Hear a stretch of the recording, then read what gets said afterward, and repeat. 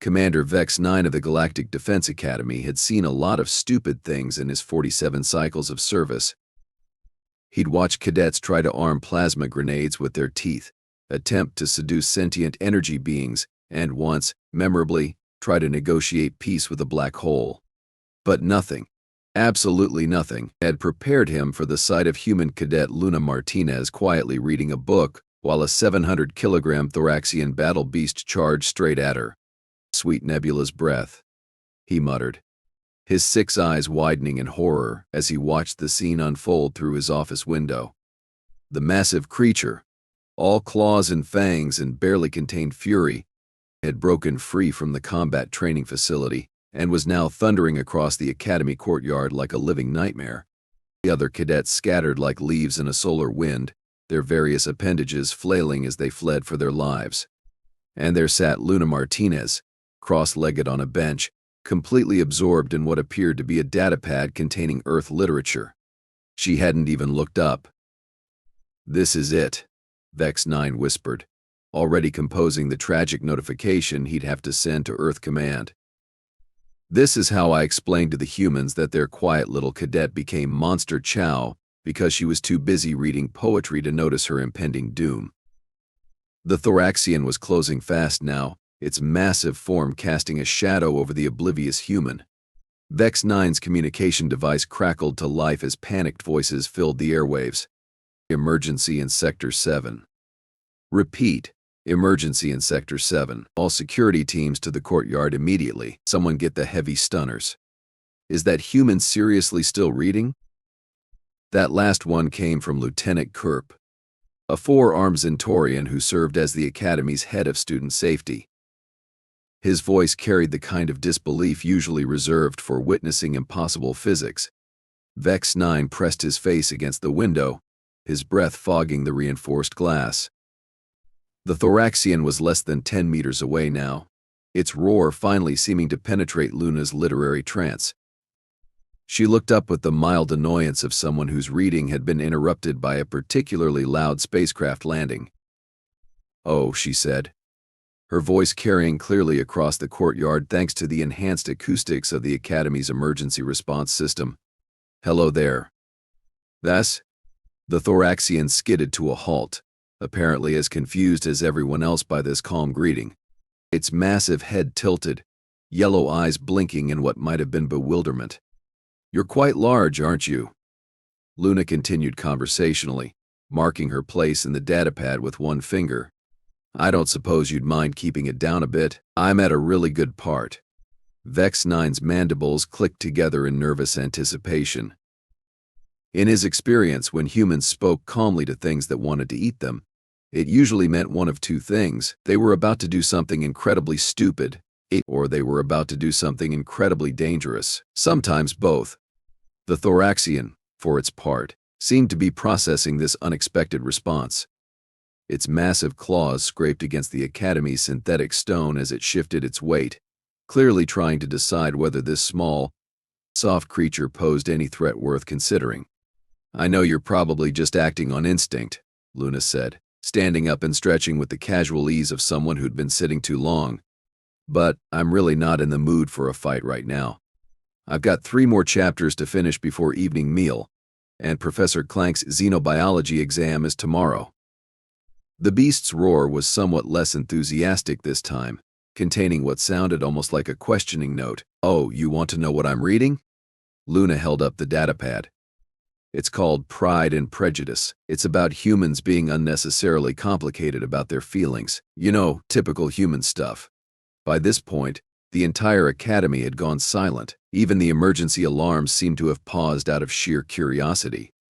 Vex 9 counted 17 different species of cadets and staff members pressed against windows, watching this impossible scene unfold.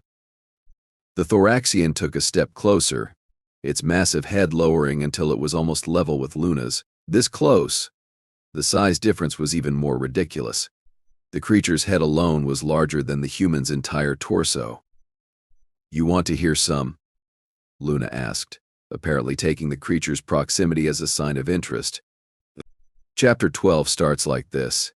In consequence of an agreement between the sisters, Elizabeth was to write to her mother that morning and plead for her father's permission to go to Bath with her uncle and aunt. See? Unnecessarily complicated.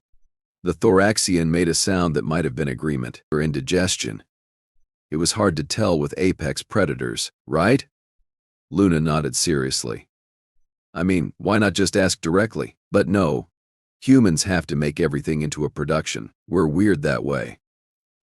Lieutenant Kerp's voice crackled through the comm system again, this time barely above a whisper.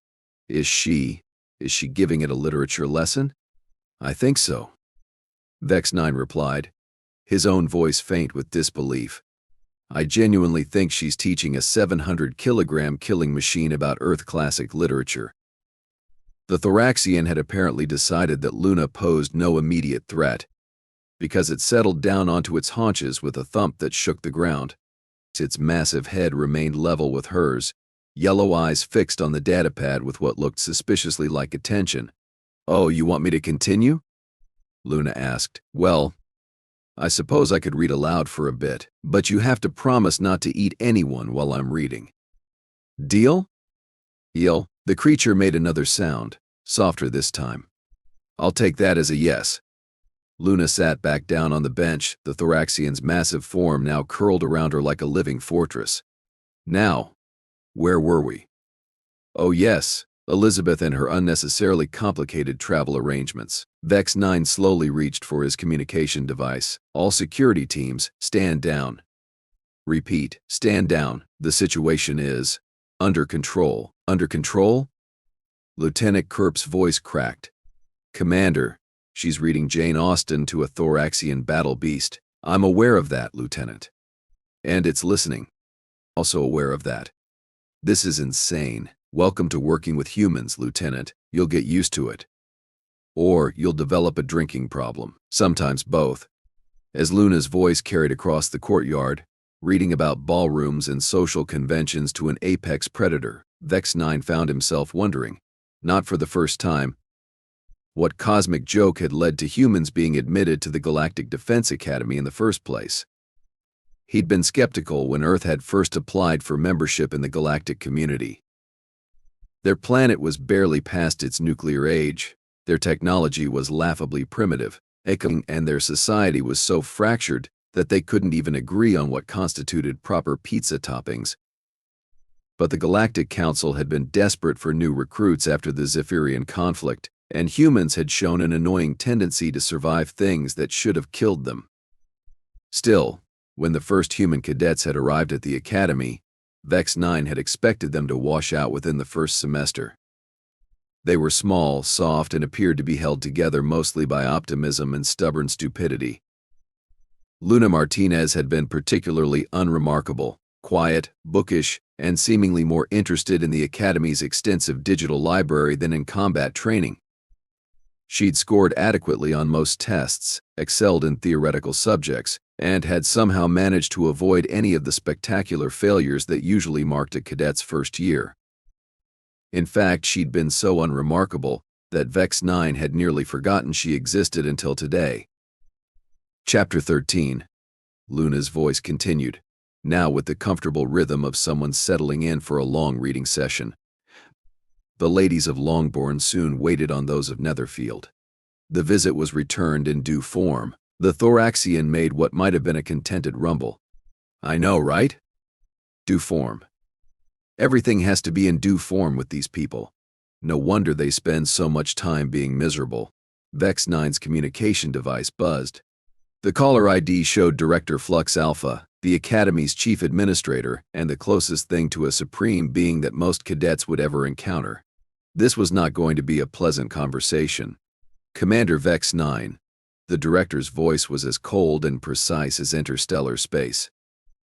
I trust you have an explanation for why one of our most dangerous training specimens is currently receiving a literature lesson in the middle of the Academy courtyard.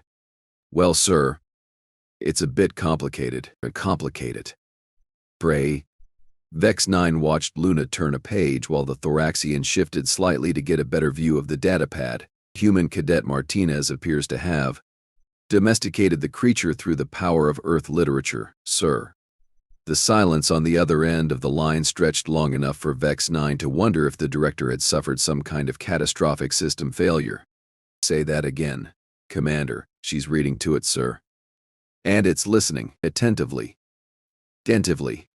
Are you telling me that a first-year human cadet has somehow tamed a thoraxian battle beast with a book? That appears to be the situation. Yes, sir. Another long pause. Then are you drunk, Commander? No, sir. Though I'm considering it. I'm on my way down. Do not, under any circumstances, allow anyone to interrupt whatever is happening out there. If this human has found a way to pacify a thoraxian through literature, the tactical applications could be revolutionary. The line went dead, leaving Vex 9 staring at his communication device with the expression of someone who had just realized that his life had taken a sharp turn into the surreal. Outside, Luna had apparently reached an exciting part of the story, because the thoraxian was making small interested noises at appropriate intervals. Several other cadets had begun to creep closer, drawn by the impossible sight of peaceful coexistence between human and apex predator. No sudden movements, Vex 9 broadcasted to the gathering crowd, and for the love of all that's holy, don't interrupt her. I have a feeling that creature is only calm as long as she keeps reading. Cadet Jix 12, a crystalline-based life form from the outer rim, raised one of his prismatic appendages. Commander, what if she runs out of book? Vex 9 hadn't considered this possibility. His gaze snapped to the datapad in Luna's hands, trying to gauge how much content remained. How long are human books typically? This one's about 300 pages, called out Cadet Zara Kim, another human who had been watching the spectacle with the kind of fascination usually reserved for traffic accidents. But Luna's a fast reader. She'll probably finish it in about 2 hours. 2 hours. Vex 9 repeated, his mind racing through possible contingencies. And then what? But, well, Zara said thoughtfully, she's got about 6,000 other books on that datapad. Luna's kind of obsessed with Earth literature. Relief flooded through Vex 9's system. 6,000 books? At least. She's been downloading everything she can find since we got here. Says she misses her local library. The thoraxian chose that moment to make what sounded distinctly like a happy purr, apparently pleased with whatever romantic development was currently unfolding in 19th century England. This is either the most brilliant tactical breakthrough in galactic history, Vex 9 muttered, or the most ridiculous thing I've ever witnessed. Possibly both. Say. Director Flux Alpha arrived 15 minutes later, his usual ethereal glow somewhat brighter than normal, a sure sign of elevated stress levels. He surveyed the scene with the kind of clinical detachment that came from dealing with the impossible on a regular basis. Status report, he commanded. Human Cadet Martinez began reading approximately 37 minutes ago, Vex 9 reported. The thoraxian has remained completely docile throughout, no aggressive behavior, no attempted predation, no signs of agitation. It appears to be enjoying the story. Enjoying it? Listen for yourself, sir. They both fell silent, focusing on Luna's voice as she continued her reading. The thoraxian was indeed making small sounds of what seemed to be approval or interest, its massive head swaying slightly as if keeping time with the rhythm of the prose. Fascinating, Director Flux Alpha murmured. Have you considered the implications of this, Commander? Sir? If humans can pacify hostile alien life forms through narrative storytelling, we may have vastly underestimated their potential as galactic peacekeepers. This could change everything. Vex 9 watched Luna pause to take a sip of water, the thoraxian waiting patiently for her to continue. Or it could be a complete fluke, sir. We don't know if this would work with other creatures, or other humans, or even with this same creature tomorrow. Only one way to find out, the director said, his glow intensifying with what Vex 9 had learned to recognize as dangerous curiosity. I want a full study conducted. Different humans, different literature, different creatures. We need to understand if this is a reproducible phenomenon. You want to turn our academy into a literary experiment? I want to turn our academy into the premier research facility for human-alien pacification techniques. If we can train humans to neutralize threats through storytelling instead of violence, we could revolutionize conflict resolution across the galaxy.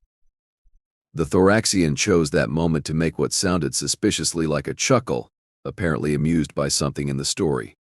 Did it just laugh? Vex 9 asked. It would appear so. The director replied, This is definitely going in my report to the Galactic Council. Luna looked up from her reading, seemingly noticing for the first time that a crowd had gathered around her literary performance. Oh, hello everyone. I hope we're not being too loud. This is actually a really good book. Would anyone like to listen? The Thoraxian turned its massive head toward the crowd, yellow eyes scanning the assembled cadets and staff with what might have been invitation rather than hunger. I don't think anyone's going to complain about the noise level. Director Flux Alpha called out. Please continue. Luna shrugged and returned to her reading. The Thoraxian settled back into its comfortable position, once again the picture of docile attention. Well, Vex 9 said after a moment, this is definitely not what I expected when I woke up this morning. Commander, the director said, his voice carrying a note of something that might have been excitement, I have a feeling that this is just the beginning. As Luna's voice carried across the courtyard, weaving tales of human romance and social complexity to an audience that included both her fellow cadets and a 700-kilogram apex predator. Vex 9 found himself wondering what other surprises the humans might have in store for them. He had a feeling he was about to find out. 3 weeks had passed since what the Academy staff had dubbed the literature incident, and Commander Vex 9 was beginning to think that maybe, just maybe, and his life was returning to normal. The Thoraxian had been relocated to a specialized habitat where it now spent its days listening to audiobooks. The director had stopped glowing with manic scientific enthusiasm, and Luna Martinez had gone back to being the quiet, bookish cadet who rarely spoke above a whisper. That should have been his first warning sign. Commander, Lieutenant Kerp's voice crackled through his communication device, carrying a tone that Vex 9 had learned to dread. We have a situation in Training Bay 12. What kind of situation? Vex 9 asked, though he already suspected he didn't want to know the answer. The kind where Cadet Martinez just launched a Kraglian assault mech across the room like it was a toy. Vex 9's 6 eyes blinked in rapid succession. I'm sorry, did you say launched? Sir, she picked up a 3-meter-tall combat robot and threw it into the wall with her bare hands, while apologizing for the inconvenience. I'll be right there, Vex 9 muttered, already reaching for his emergency stimulants. He had a feeling he was going to need them. Training Bay 12 was in complete chaos when he arrived. Cadets from 17 different species were pressed against the walls, their various appendages pointing and gesturing at the center of the room where Luna Martinez stood next to what had once been a state-of-the-art Kraglian assault mech and was now essentially very expensive scrap metal. I'm really sorry about that, Luna was saying to Combat Instructor Thex Prime, a battle-hardened veteran who had seen action in 4 different galactic conflicts and currently looked like he was questioning every life choice that had led him to this moment. I didn't mean to break it. I just reacted. Thex Prime repeated in a voice that suggested he was holding on to his sanity by the thinnest of threads. You reacted to a standard combat simulation by throwing a 2-ton robot across the room. Well, when you put it like that, it does sound a bit excessive, Luna admitted, wringing her hands nervously. But it was about to step on Cadet Pip 7, and I couldn't just let that happen. Vex 9 looked around until he spotted Pip 7, a small, slug-like creature from the Andromeda sector who was currently making what could only be described as grateful burbling noises. Cadet Martinez, Vex 9 said, his voice carefully controlled, could you please explain to me exactly what happened here? Luna's face brightened slightly, as if she was relieved to have someone asking reasonable questions. Oh, hello, Commander. We were doing combat readiness training, and the simulation went a bit wrong. The mech's targeting system malfunctioned, and it started attacking actual cadets instead of the holographic enemies. When I saw it about to crush Pip 7, I just acted on instinct. Instinct, Vex 9 repeated. Yes, sir. I grabbed it and moved it out of the way by throwing it across the room. I may have used a bit more force than necessary, Luna conceded. I'm still getting used to the gravity here. It's about 20% lighter than Earth standard, so I sometimes overcompensate. Instructor Thex Prime made a sound that might have been laughter or a mental breakdown. Cadet Martinez, that mech weighs 2,000 kilograms. Even accounting for the gravity difference, you just demonstrated strength levels that should be physically impossible for your species. Luna looked puzzled. But I'm not particularly strong. Back on Earth, I could barely open pickle jars. Pickle jars? Vex 9 asked weakly. Small glass containers with very tight lids. Luna explained helpfully. I always had to ask my roommate to open them for me. Very embarrassing. The assembled cadets began murmuring among themselves in various languages and communication methods. Vex 9 caught fragments of conversation ranging from "humans are terrifying to remind me never to annoy the quiet ones," to what sounded like several cadets placing bets on whether Luna could bench press a shuttle. Cadet Martinez, Vex 9 said, his voice taking on the careful tone he usually reserved for speaking to potentially unstable explosives. Have you always been this, physically capable? I don't think I'm particularly capable at all, Luna said, looking genuinely confused. I've always been terrible at sports. I was picked last for every team in school. I can't even do a proper push-up. But you just threw a combat mech across the room, Thex Prime pointed out. Well, yes, but that wasn't a sport. That was just helping a friend. The silence that followed this statement was so complete that Vex 9 could hear his own circulation system working. Just helping a friend, he repeated slowly. Of course. Pip 7 was in danger. You can't just stand there and let someone get hurt when you can do something about it. Cadet Zara Kim, who had been watching the proceedings with the fascination of someone witnessing history in the making, raised her hand. Commander, I think I might know what's happening here. Please, by all means, enlighten us. Luna's what we call a mama bear back on Earth. She's normally the gentlest person you'll ever meet. But if someone she cares about is threatened, she becomes, well, this. Vex 9 gestured at the destroyed mech. Protective. Humans have this thing called an adrenaline response. When we're faced with a threat to ourselves or others, our bodies can temporarily become much stronger and faster than normal. How much stronger? Instructor Thex Prime asked, his voice carrying a note of professional curiosity mixed with what might have been terror. I once heard about a human mother who lifted a ground vehicle off her trapped child, Zara said. That the vehicle weighed about 1,500 kilograms. That's impossible, said Cadet Vortex Prime, a mechanical being whose species prided itself on precise calculations. The human muscular system cannot generate sufficient force to. We're not talking about normal human muscular function. Zara interrupted. We're talking about adrenaline-fueled emergency response. Under extreme stress, humans can temporarily access strength reserves that are normally locked away to prevent us from damaging ourselves.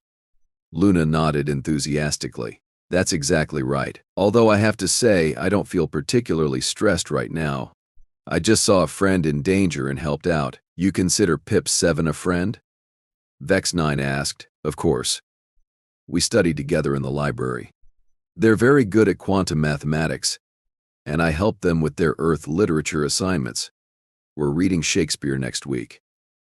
Pip 7 made more grateful burbling noises, apparently moved by this declaration of friendship. So you're telling me, Vex 9 said slowly, that our quiet little human cadet becomes a living weapon whenever someone she cares about is threatened? I wouldn't put it quite like that, Luna said, looking a bit hurt. I just try to help when I can, by throwing 2-ton robots across the room, only when necessary. Director Flux Alpha chose that moment to make his entrance, his ethereal glow noticeably brighter than usual. Commander Vex 9, I trust you have an explanation for why Training Bay 12 now requires complete reconstruction. Well, sir, it appears that human Cadet Martinez has what her species calls a protective instinct that can temporarily grant her superhuman strength when her friends are threatened. The director's glow intensified. Superhuman strength? I'm not superhuman, Luna protested. I'm just temporarily enhanced. It's perfectly normal for humans. Normal? The director asked. Oh yes, Zara confirmed. Most humans can access emergency strength reserves under the right circumstances. Luna's just particularly good at it because she cares about people so much. The director turned his attention to the destroyed mech, then to Luna, then back to the mech. Cadet Martinez, would you be willing to participate in some additional testing? For scientific purposes, of course. I suppose so, Luna said uncertainly, as long as no one gets hurt. Oh, I can guarantee that no one will get hurt, the director said, his glow taking on what Vex 9 had learned to recognize as dangerous enthusiasm. At least no one we care about. 2 hours later, the Academy's main testing facility had been converted into what could only be described as a superhuman strength evaluation center. Luna stood in the center of the room, looking somewhat overwhelmed by the array of monitoring equipment surrounding her. Now, Cadet Martinez, the director said, his voice carrying the tone of someone about to make scientific history, I want you to try lifting this weight. The weight in question was a solid block of compressed durasteel that, according to the readouts, massed approximately 500 kilograms. I don't think I can lift that, Luna said doubtfully. I told you, I'm not particularly strong. Just try, the director encouraged. Imagine that someone you care about is trapped underneath it. Luna looked at the weight skeptically, then placed her hands on either side of it. She strained visibly for a moment, her face reddening with effort, but the block didn't budge. See? She said, stepping back. I told you I wasn't strong. Interesting, the director murmured. The emotional trigger appears to be crucial. Let's try a different approach. He activated a holographic projector, and suddenly the testing chamber was filled with the image of Pip 7 trapped under a collapsed wall section, making distressed noises. Help. The holographic Pip 7 called out, I'm trapped. Someone help me. Luna's entire demeanor changed in an instant. Her eyes sharpened, her posture straightened, and she moved toward the weight with fluid, purposeful motion. Don't worry, Pip 7, she said, reaching for the durasteel block. I'll get you out of there. What happened next would be talked about in the Academy for years to come. Luna didn't just lift the 500-kilogram weight, she hoisted it over her head with apparent ease, then looked around for the best place to put it down. Where would you like me to move this? She asked politely. Every monitoring device in the room was going insane. The strength readings were off the charts, the biometric scanners were reporting impossible muscle tension levels, and the gravity sensors were questioning their own accuracy. You can put it down anywhere, the director managed to say. Luna gently placed the weight in the corner of the room, then turned back to the holographic Pip 7. There you go. Are you hurt? Do you need medical attention? It's just a hologram. Luna, Zara said gently. Pip 7 is safe. Luna blinked, looked around at the monitoring equipment, then at the weight she'd just moved. Oh, right. Sorry, I got a bit carried away there. A bit carried away, Vex 9 repeated faintly. You just lifted half a ton over your head, like it was made of feathers. Well, someone was in trouble, Luna said, as if this explained everything. You can't just leave people trapped under things. It's not polite. The director's glow had reached levels that were beginning to hurt everyone's eyes. Cadet Martinez, I believe you may have just revolutionized our understanding of human physiology. I'm just being helpful, Luna said modestly, by demonstrating strength levels that exceed most powered exoskeletons. I really don't think I'm that unusual. Most humans would do the same thing. Most humans can lift 500 kilograms over their heads. Luna considered this. Well, maybe not over their heads, but they'd certainly try if someone needed help. The testing continued for another hour, with Luna consistently demonstrating impossible strength levels whenever she believed someone was in danger, and completely normal human strength levels when she didn't. The correlation was so precise that the director was practically vibrating with scientific excitement. This is incredible, he announced to the assembled staff. Humans don't just have enhanced physical capabilities, they have an emotional switch that can activate those capabilities instantly when others are threatened. So you're saying, Instructor Thex Prime said slowly, That the most dangerous thing you can do around a human is threaten someone they care about? That appears to be the case, yes. And Luna cares about everyone? They all turned to look at Luna, who was currently helping Cadet Zip 14 reach a high shelf, lifting the small aerial creature with the same casual ease she'd shown with the half-ton weight. Everyone, Zara confirmed. She's been like that since she arrived. She helps anyone who needs it, remembers everyone's names, and somehow makes friends with species that shouldn't even be able to communicate with each other. So what you're telling me, Vex9 said, a horrible realization dawning on him, is that our quiet little human cadet is actually a living weapon that activates whenever anyone at this academy is threatened? I prefer to think of her as a living shield, the director said, and I believe she may represent the future of galactic peacekeeping. Luna chose that moment to notice their conversation. Are you talking about me? I hope I haven't caused too much trouble with the whole mech thing. I really am sorry about that. No trouble at all, Cadet Martinez, the director, assured her. In fact, I'm thinking of recommending you for advanced placement in our diplomatic protection program. Diplomatic protection? It's a program designed to train cadets in the art of keeping peace negotiations safe from external threats. I think you'd be perfect for it. Luna's face brightened. That sounds wonderful. I'd love to help keep people safe. I'm sure you would. Vex9 muttered. I'm sure you would. As the day ended and the cadets filed out of the testing facility, Vex9 found himself standing next to the director, both of them watching Luna help clean up the monitoring equipment with the same cheerful efficiency she brought to everything else. So, Vex9 said, what's the plan? Do we tell the other species about this? Are you insane? The director replied, if the galaxy finds out that humans become incredibly strong when their friends are threatened, and that they consider everyone their friend, we'll either have a panic or a rush of recruitment applications, possibly both. I see, so we keep it quiet?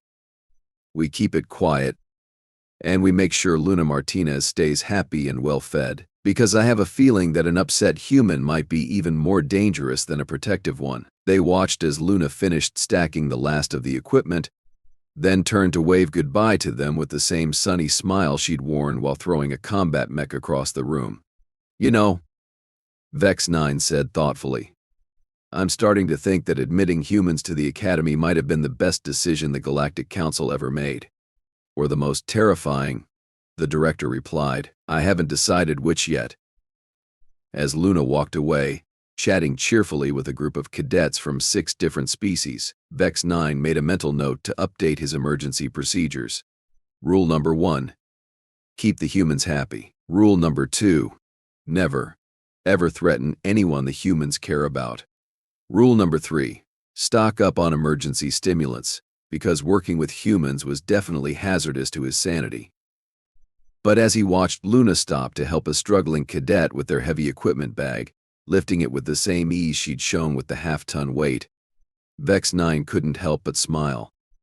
The galaxy had no idea what was coming, but he had a feeling it was going to be very interesting. After all, if one quiet human cadet could tame a battle beast with literature and throw combat mechs around like toys, what could a whole planet of them do? He decided he didn't want to find out anytime soon, but he was definitely going to make sure they stayed on the same side.